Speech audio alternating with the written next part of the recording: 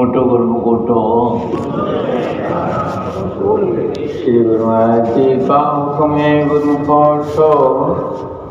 श्री गुरु महाराज जी का हुक्म है गुरमुख उठो। बोलो जयकारा बोल मेरे श्री गुरु महाराज की जय। सभी गुरुमुख प्रेमियों से सब प्रेम जय सच्चिदानंद। वंदो चरण सरोज गुरु मुद मंगल आगार। जय सेवत नर होत हैं भव सागर से पार। गुरु जी के सुमिरन मात्र से नाशत विघ्न अनंत। तासे सर्वारंभ में ध्यावत हैं सब संत। इस दुनिया में बड़े सुंदर सुंदर अवसर मिला करते हैं, बड़ी शुभ घड़ियां नसीब होती हैं। ऐसे ऐसे पल जीवन में आते हैं कि जीवन सफल कर जाते हैं। ये किसके जीवन में ऐसा सुहाना अवसर आता है, ऐसी अनमोल घड़ियां किसे प्राप्त होती हैं? जो बड़े ही पुण्य कर्मों से सतगुरु की शरण में आ जाता है। यूं तो कहलाने को तो सभी इंसान कहलाते हैं। हम गुरुमुख प्रेमियों की तरह ही बाकी सब इंसान हैं दुनिया में रहने वाले। चाहे दिखने में खूबसूरत हों, रुतबे वाले हों, माल मिल्कियत वाले हों,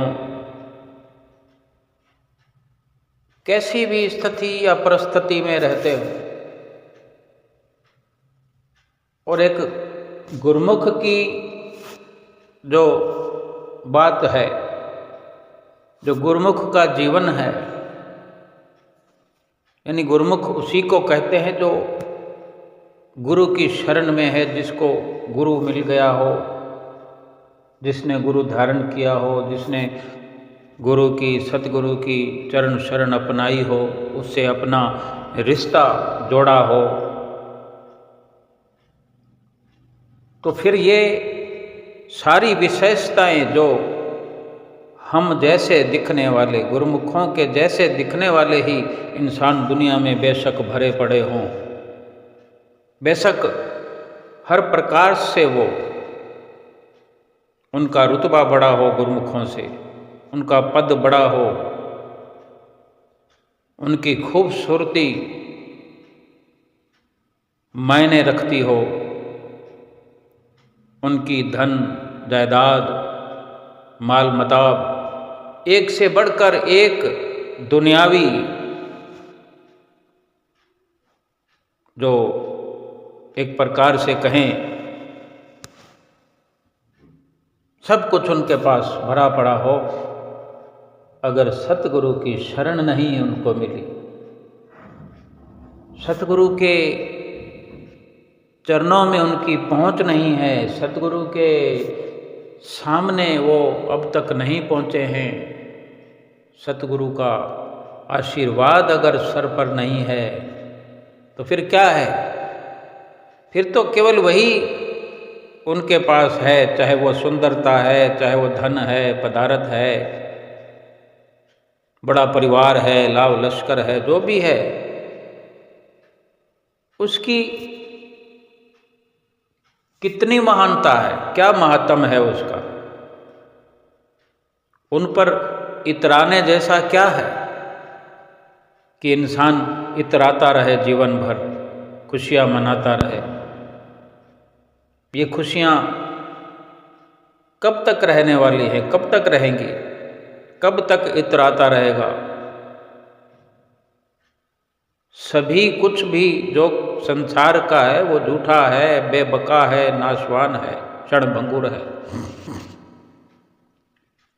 ना तो उसमें कोई आत्मा का सुख है, ना कोई परलोक का ऐसा सरमाया है उन संसार की वस्तुओं में, संसार की मिल्कियत में, संसार के लाव लश्करों में।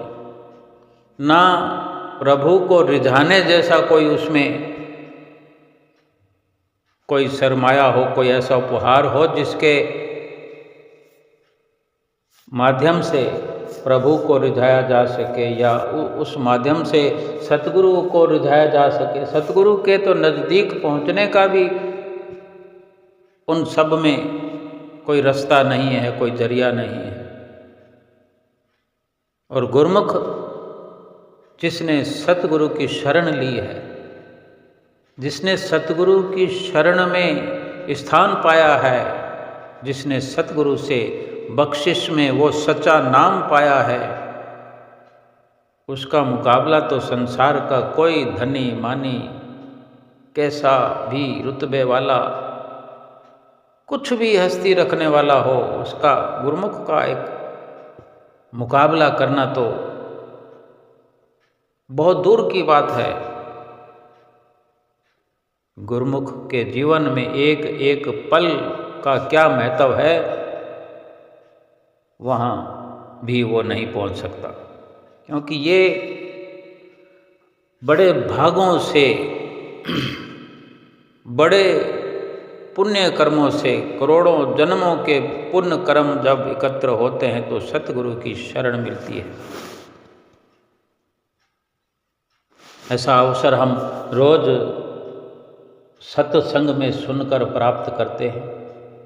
घर बैठे हुए सत्संग सुनते हैं, सतगुरु की बात होती है, श्री दर्शन हाल की जहाँ बात आ जाए, श्री दर्शनों की बात आ जाए, जहाँ श्री गुरु महाराज जी की चर्चा होने लगे, जहाँ श्री गुरु महाराज जी का हुक्मनामा सुनने की या हुक्मनामा हम सुने, उनकी मधुर मीठी सुरीली आवाज़ कानों में जब पड़ती है, जब गूंज होती है श्री गुरु महाराज जी के हुक्मनामे की, उनके वचनों की, उन पलों के बारे में हम क्या वर्णन कर सकते हैं।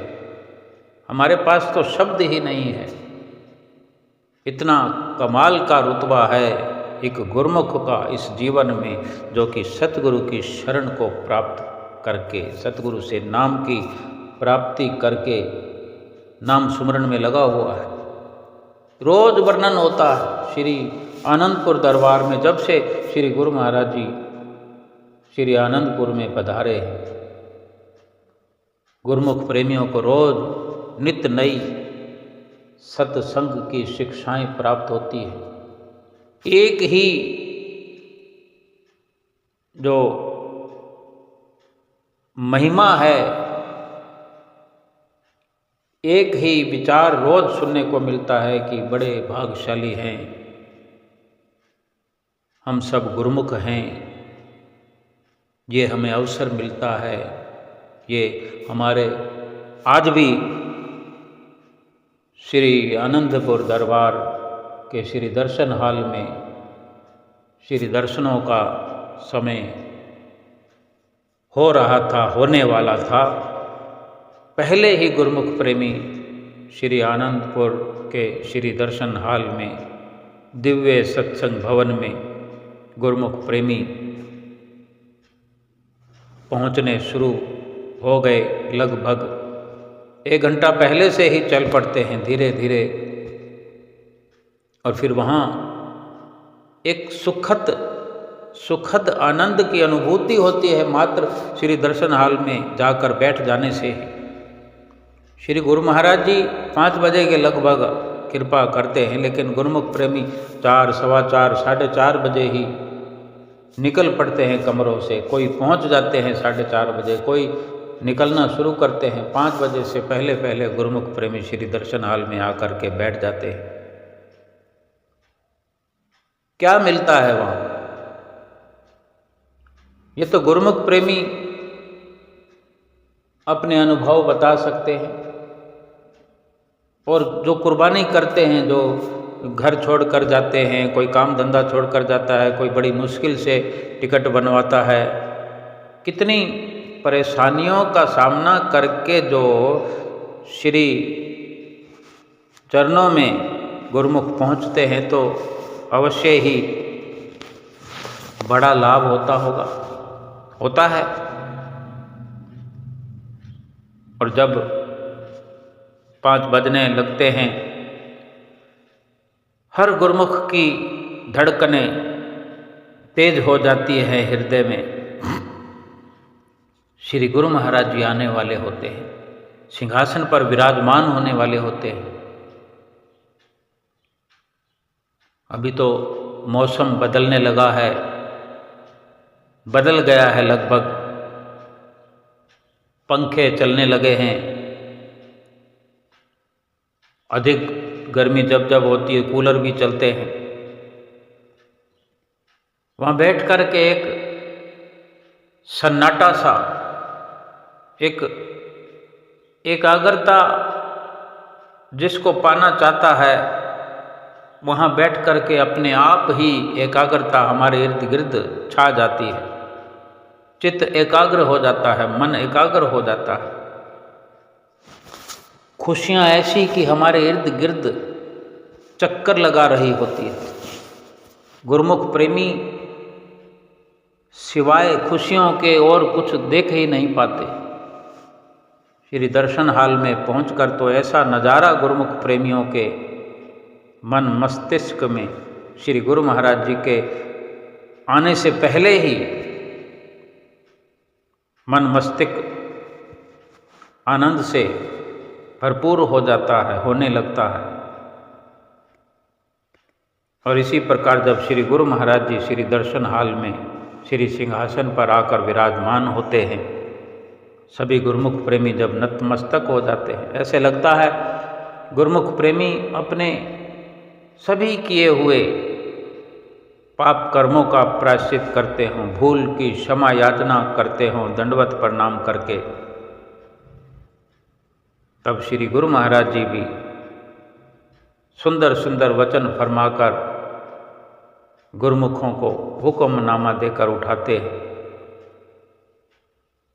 और फिर महात्मा जन माथा टेकते हुए जब ये अवसर पूरा होता है, श्री गुरु महाराज जी बड़ी सुंदर छवि को लिए हुए हर किसी गुरुमुख के दिल में विराजमान हो जाते हैं। अपलक गुरु महाराज जी को गुरुमुख प्रेमी निहारने लगते हैं, जयकारे लगाते हैं।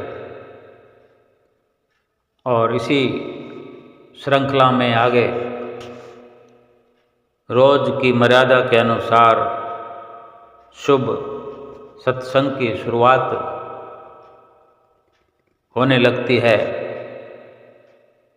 आज भी फिर से सुंदर वचन सत्संग में शुरू हुए। महात्मा जी ने फरमाया कि ये हम सभी गुरुमुखों का महान सौभाग्य है, परम सौभाग्य है, जो हमारे आराध्य देव श्री हुजूर सतगुरु दाता दीनदयाल जी महाराज जी अपने श्री चरण कमलों में बिठाकर नित्य प्रति ही हम सभी को भक्ति के सूक्ष्म राह में, भक्ति की सूक्ष्म राह पर चलाने की प्रेरणा नित्य प्रति लगातार प्रदान करते हैं, कर रहे हैं। ऐसे महापुरुषों की चरण शरण का प्राप्त हो जाना, उनके सत्संग का प्राप्त होना और उनके चरण कमलों में बैठ कर के उनके सुंदर दर्शन करने का सौभाग्य मिल जाना, ये बड़े ही ऊंचे भाग्यों की निशानी हुआ करती है। गुरुवाणी के वचनों से फरमाया कि जिन मस्तक भाग तिन गुरु दर्शन पाया, पूरी आशा मन तृप्ताया। महापुरुषों के वचन सुना रहे हैं कि उन जीवों के भाग बड़े ऊंचे हुआ करते हैं जिनके मस्तक पर स्वयं परम पिता परमात्मा ने लिख दिया होता है, और उन्हीं जीवों को निर्गुण निराकार परमात्मा के सगुण साकार रूप समय के संत सतगुरु की चरण शरण प्राप्त हुआ करती है। जिस प्रकार हमारे श्री श्री 108 जगत वंदनीय प्रातः स्मरणीय श्री परमहंस दयाल महाराज जी हमारे मस्तक पर लेख लिख कर अपनी शीतल सुखद चरण शरण की छाया तो प्रदान की ही है, और इस समय वही श्री परमहंस दयाल महाराज जी अपने छठे रूप में सिंहासन पर विराजमान होकर अपनी छत्र छाया में अपनी चरण शरण में बिठा करके सुंदर सुंदर दर्शनों से निहाल कर रहे हैं। ऐसे जब सत्संग गुरुमुख प्रेमी सुन रहे होते हैं और दर्शन कर रहे होते हैं, कितना मनवा जो है बेपरवाह होता है। फिर जयकारों का शोर पूरे दर्शन हाल में गूंजने लगता है। कानों को आनंददायनी एक ध्वनि जो प्राप्त होती है, कानों में रस घुलने लगता है। बार बार अच्छा लगता है जब जयकारा श्री दर्शन हाल में बुलाया जाता है, तो ऐसा लगता है कि ये श्री दरबार का जो जयकारा है नील कमल को छू रहा है। छू लेता नील कमल को दरबार का ये जयकारा, दुनिया यहाँ शीश झुकाती, ये है दरबार हमारा। कितने भाग्यशाली हैं हम। कुल दुनिया के मालिक श्री गुरु महाराज जी सिंहासन पर विराजमान हैं, और कुल दुनिया में चुनिंदा गुरुमुख रूहें यहाँ पहुँच करके भक्ति का फैज उठा रही हैं। और ऐसे जब सुंदर दर्शन करते हुए, सत्संग करते हुए, सुनते हुए, कोई चाह नहीं किसी के अंदर, कोई ख्वाहिश नहीं, सुख बरस रहा है।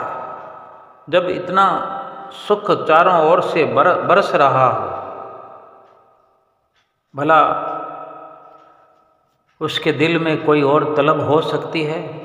हो भी तो क्यों, जब सच्चा सुख बरस रहा हो, सच्चे सुख का सूर्य उदय हो गया हो, और सूर्य की एक एक किरण से सच्चा सुख बरस रहा हो, फिर और कोई तलब किसी के अंदर कैसे उठ सकती है? मनवा बेपरवाह हो, फिर किसी प्रकार की कोई चाह नहीं होती गुरुमुख प्रेमियों के दिलों में। जैसे वचन हम सुना करते हैं कि चाह गई चिंता मिटी, मनवा बेपरवाह, जाको कछु न चाहिए सोई शहंशाह। ये उस वक़्त 100%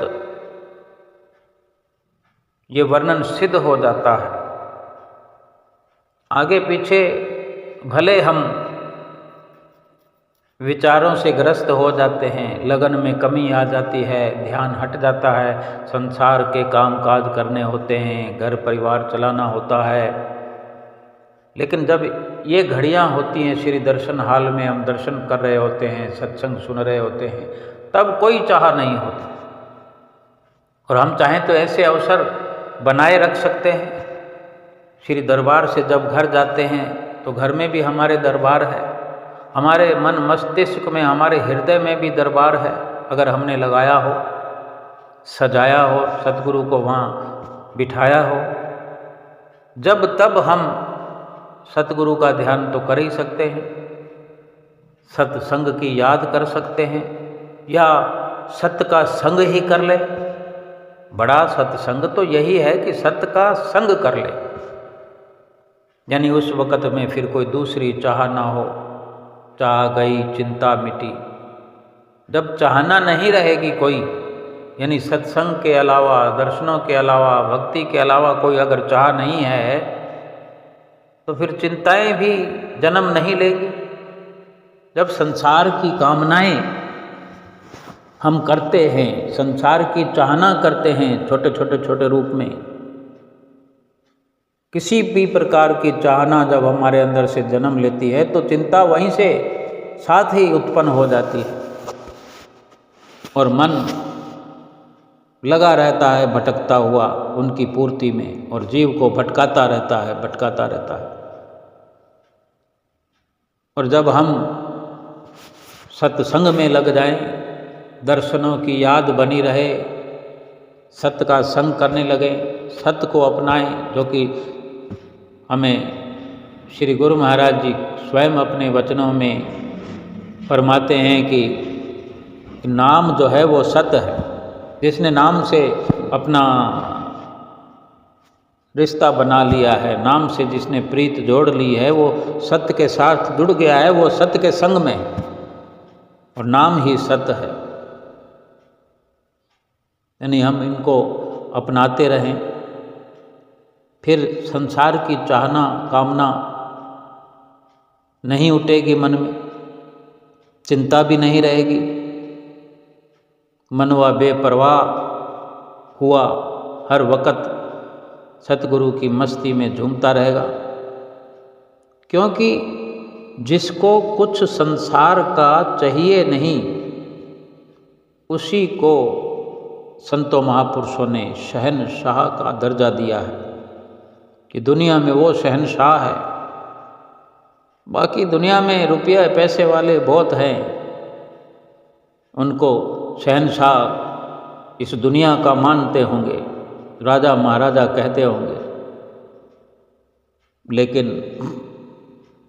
असल मायने में शास्त्रों का कथन है, श्री रामायण का कथन है, महाभारत का कथन है, बाइबल का कथन है, जितने भी वेद पुराण ग्रंथ शास्त्र भरे पड़े हैं, एक ही फरमान है कि जाको कछु न चाहिए सोई शहनशाह। भी राजाओं का राजा वो है जिसको कुछ चाहिए नहीं, और जिसको कुछ चाहिए वो तो फिर अभी भिखारी बना हुआ है, शहनशाही से बहुत दूर है। और श्री दर्शन हाल में बैठे हुए हर गुरमुख प्रेमी शहनशाही के पद पर पहुँचे हुए सतगुरु का दर्शन करते हैं और सत्संग श्रवण कर रहे होते हैं। आगे सत्संग में महात्मा जी ने वचन सुनाए, गुरमुख जब सतगुरु की शरण ग्रहण करते हैं तो सतगुरु गुरमुखों प्रेमियों को भक्ति के सूक्ष्म मार्ग पर चलने की, इस संसार में रहने की और इस संसार में रह कर के भक्ति के सूक्ष्म मार्ग पर चलने की युक्तियाँ बताया करते हैं, युक्तियों का वर्णन किया करते हैं।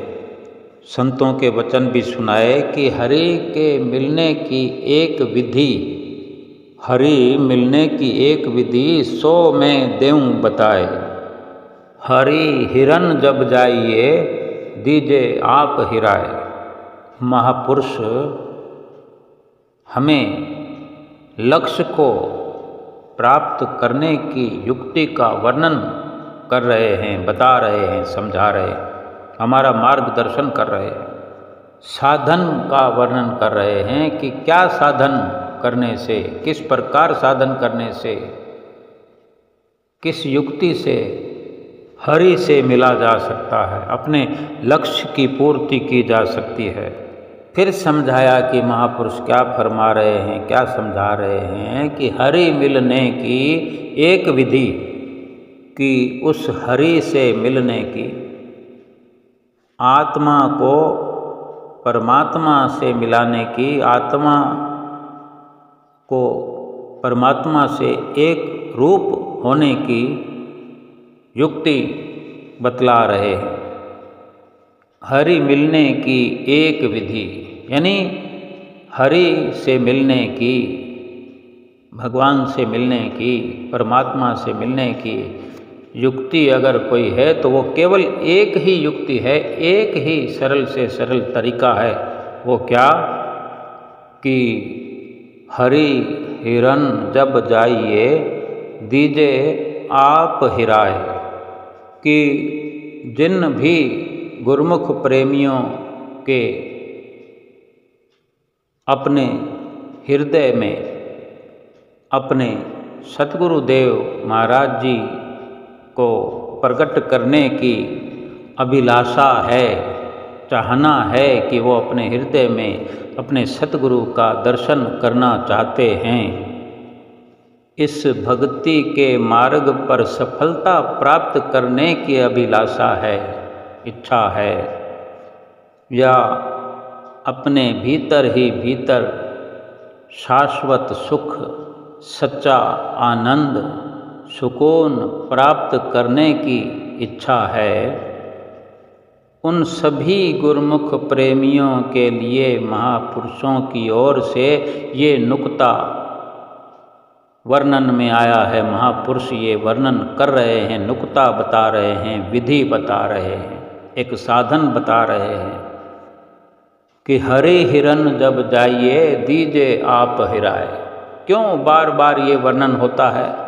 एक ही शब्द को बार बार इसलिए वर्णन किया जाता है कि अच्छे प्रकार से, ठीक प्रकार से, बिना भूल किए हुए अपने हृदय में ये युक्ति, ये तरीका हम ठीक से बिठा लें, ठीक से समझ पाएं और उसको अमल में ला सकें। क्या नुक्ता है, क्या विधि है, अच्छे से सभी गुरुमुख प्रेमी समझने का प्रयास करें कि जब भक्ति के सूक्ष्म मार्ग पर, क्योंकि एक स्थूल मार्ग है, एक सूक्ष्म मार्ग है, एक स्थूल माया है, एक सूक्ष्म माया है। मान अभिमान भी स्थूल भी होता है, सूक्ष्म भी होता है। स्थूल जो मोटे रूप में दिखाई देता है, सूक्ष्म जो महसूस किया जाता है अपने भीतर, जैसे बाहर दर्शन करते हैं सतगुरु के स्थूल रूप में है, और यही दर्शन हम शब्द रूप में अपने भीतर, जिसे सूक्ष्म दर्शन कह सकते हैं, ऐसे ही भक्ति के सूक्ष्म मार्ग पर जब गुरुमुख प्रेमी चलते हैं तो उस वक़्त में, यानी भक्ति के सूक्ष्म मार्ग पर चलते हुए अपने आप को गुम कर दे, अपने आप को भुला दे, अपने आप को मिटा दे। और भी इसका सीधा सरल अर्थ है कि गुरुमुख प्रेमी अपनी मन मति का त्याग कर दे, अपनी मति को छोड़ करके गुरु मति धारण कर लें, गुरु की मति पर चलें, गुरु की मौज को अपनाएं, गुरु की मौज पर चलना शुरू कर दें। और एक गुरुमुख का परम कर्तव्य है कि अपने मन को, अपने चित्त को श्री सतगुरुदेव महाराज जी के चरण कमलों के साथ जोड़ करके रखें, उनके सुंदर ध्यान में अपने मन को जोड़ करके रखें, उनके बख्शे हुए नाम में सुमरण में लगे रहें। महापुरुष कितना सरल तरीका,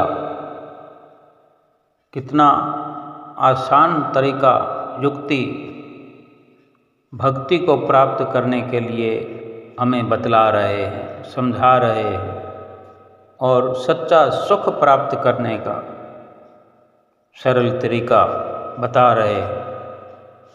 तीसरी पातशाही गुरु महाराज जी के भी वचन सुनाए कि हमारे तृतीय पातशाही गुरु महाराज जी फरमाया करते थे कि गुरुमुखो, ये जो भक्ति का सौदा है ये बहुत ही सरल है, सहज है और खरा सौदा है।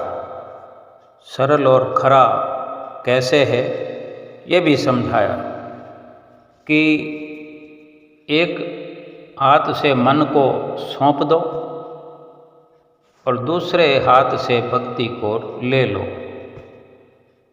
कितना सरल हुआ ये सौदा, और कुछ नहीं करना,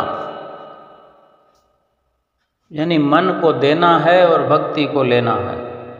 जो मन अर्पण कर दे, मन समर्पण कर दे, वो भक्ति को प्राप्त कर लेता है। ये सरल से सरल है, लेकिन हम अज्ञानतावश इस सरल कार्य को भी मुश्किल से मुश्किल बना लेते हैं, जटिल से जटिल बना लेते हैं और कहते हैं हमारा तो मन नहीं लगता, हमारा मन ध्यान में नहीं लगता, हमारा मन जुड़ता ही नहीं है, हमें तो संसार के ख्याल आते हैं, संसार के विचार आते हैं।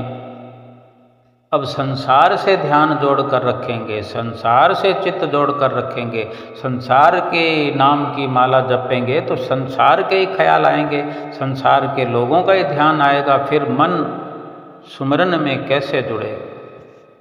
और मन समर्पण करने का भाव क्या है? हम आए दिन सत्संग में सुनते रहते हैं, समर्पण भाव रखो, मन को हवाले कर दो, मन को बेच दो सतगुरु के चरणों में। ये भी रोज़ सुनते रहते हैं कि मन को कैसे समर्पण करना है। फिर से समझाया आज इस सत्संग में कि मन को समर्पण करने का क्या मतलब है कि श्री गुरु महाराज जी के वचन सुनाए कि गुरु महाराज जी फरमाया करते थे कि मन का जो समर्पण करते हैं, मन जो देते हैं, वो फिर पूरा पूरा मन देना पड़ेगा। 16 आने मन देना पड़ेगा। आधा अधूरा मन देने से काम नहीं चलेगा। और ये गलती तो हम बार बार कर लेते हैं, कुछ मन दिया कुछ नहीं दिया, कभी इधर भटकते हैं, कभी उधर भटकते हैं, कभी इधर हो जाते हैं, कभी उधर हो जाते हैं। कैसे मन को समर्पण करना है, रोज नित्य समझाया जाता है हमें। श्री हुजूर गुरु महाराज जी भी हमें नित्य वचन फरमाकर समझाते हैं, संत महात्मा भी अपने सत्संग में समझाते हैं, अलग अलग प्रकार से उदाहरण देकर समझाते हैं। और आज फिर यही समझाया जा रहा था कि मन का समर्पण क्या है कि श्री आरती, पूजा, सेवा, सत्संग, सुमरन, दर्शन, ध्यान, भजन अभ्यास, इनकी पालना नित्य करते रहे, इनकी पालना में पूरा समय लगाए और सतगुरु का ध्यान हर वक्त हमारे मस्तक पर बना रहे। यही मन देना है। यानी हमने सतगुरु की आज्ञा को मान लिया तो समझो मन हमने दे दिया, अपनी मति को छोड़ दिया, गुरु मति को धारण कर लिया। और इस प्रकार जो मन देता है, यानी सभी नियम निभाता है और वचनों पर अमल करता है, तो उसका ये नतीजा भी आता है। ऐसे गुरुमुख प्रेमियों के जीवन में उनको ये नतीजा मिलता है, ऐसी रहनी बहनी सहनी का ऐसे व्यवहार का, ऐसी भक्ति का रिजल्ट मिलता है। रामायण में भी वचनों में आया है कि क्या रिजल्ट होता है इस प्रकार से जीवन व्यतीत करने का। बताया कि अगम निगम पुराण अनेका, पढ़े सुने यही प्रभु फल अनेका। जितने भी साधन किए जाते हैं, स्वाध्याय करना, शास्त्रों को पढ़ना, पोथियों को पढ़ना, सत्संग को सुनना, जप करना, तप करना, नेम धर्म, इन सब का फल यही है कि सतगुरु के चरणों की, परमात्मा के चरणों की प्रीत करना। हम सब गुरुमुख प्रेमियों की यही तो अभिलाषा है कि हमारी प्रीत जो है सतगुरु के चरणों में दृढ़ हो जाए। और जो भी कमी है वो महापुरुषों ने सरल से सरल तरीका बताया है कि कैसे पूरा मन सतगुरु के चरणों में सौंपना है, पूरा मन कैसे लगाना है सतगुरु के सत्संग से जुड़ करके, सत्य का संग करके, दर्शन करते हुए, दर्शनों को अपने हृदय में बसाते हुए, भजन स्मरण करते हुए, सेवा करते हुए, श्री आरती पूजा दोनों समय करते हुए। यही सरल तरीका है और ऐसा करने के लिए रोज वचन फरमाए जाते हैं। 5 नियमों की पालना के लिए, दृढ़ता से पालन करने के लिए रोज हिदायत फरमाई जाती है। स्वयं श्री गुरु महाराज जी भी वचन फरमाया करते हैं। कल भी श्री गुरु महाराज जी के सुंदर वचन सभी ने सुने होंगे। कितना प्यार से हमें समझाते हैं, कितनी दया बरसाते हैं। तो हमारा ये परम कर्तव्य है कि 5 नियमों की पालना अच्छे से करें, दर्शन ऐसे करें हृदय में बस जाए, सत्संग ऐसे सुने, ऐसे अमल करें कि सत्य का संग करने लगे, सत्य का संग हो जाए। श्री आरती पूजा ऐसे करें कि एक एक शब्द खुल करके हमारे सामने आ जाए। सेवा ऐसे करें कि जैसे संसार में जन्म ही इसीलिए हुआ है। और भजन अभ्यास करते हुए ये सूक्ष्म राह पर चलना, भक्ति का प्राप्त करना, ऐसा ही है कि अपने आप को भुला दें, अपने आप को गुम कर दें। ये भीतर ही भीतर जो सुरती को अंतर्मुखी करने के लिए बार बार वचन हुआ करते हैं, अपने आप को गुम करने के लिए। अपने आप को गुम नहीं करेंगे जब तक प्रभु को प्राप्त नहीं करेंगे। इसलिए अपने आप को गुम करना है, तभी सतगुरु रूप में परमात्मा सामने प्रकट हो जाएंगे। जैसे श्री दर्शन हाल में विराजमान सबको सुंदर दर्शनों से निहाल कर रहे हैं, कृतार्थ कर रहे हैं। इस प्रकार सुंदर सुंदर सत्संग के वचनों से गुरुमुख प्रेमी आनंद विभोर हो रहे थे। और फिर सत्संग की समाप्ति के पश्चात सामने की लाइनों से गुरुमुख प्रेमियों को माथा टेकने का अवसर प्राप्त हुआ, आज्ञा हुई। तो लाइनों में माथा टेक रहे प्रेमियों में 2 प्रेमी माथा टेकने ऐसे आए संगत में, जो बड़ी बड़ी पिचकारी होली खेलने वाली लेकर के आए। केवल पिचकारी थी, वो लेकर आए और श्री गुरु महाराज जी के चरणों में भेंटा भी की और श्री गुरु महाराज जी के चरणों में विनती भी की विनती करते हुए कह रहे थे प्रेमी कि स्वामी जी हैप्पी होली।